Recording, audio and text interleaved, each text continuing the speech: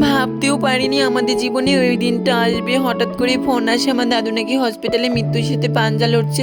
তো তাকে দেখতে যাওয়ার জন্য এখানে আমি গেট রেডি উইথ মি করছি। তো দেখো ফার্স্ট একটা হোয়াইট কালার ব্রা পরেছি, তারপরে একটা হোয়াইট কালার কুর্তি পরেছি অ্যান্ড একটা ব্ল্যাক কালারের প্লাজো পরেছি। আর হসপিটালে যাবো বলে কথা, একটু আইলাইনার না করলে তো হয়ই না, তার জন্য দেখো একটু আইলাইনার করেছি হালকা করে। তারপর এখানে লিপস্টিক তো পরতে হবে, আমি যেখানে যাই ওখানে লিপস্টিক পরি গাইস।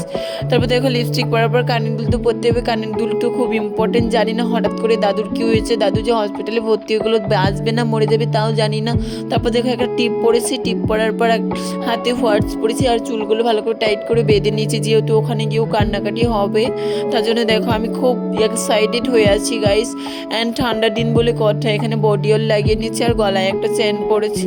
আর পারফিউম তো ইউজ করতে হবে, যেহেতু আমি হসপিটালে যাবো। হসপিটাল তো খুব গন্ধ, তোমরা সবাই জানো। তারপর দেখো আমি এখানে খুব ভালো করে রেডি হয়ে নিয়েছি। তো দাদুর জন্য সবাই প্রে করো, টাটা।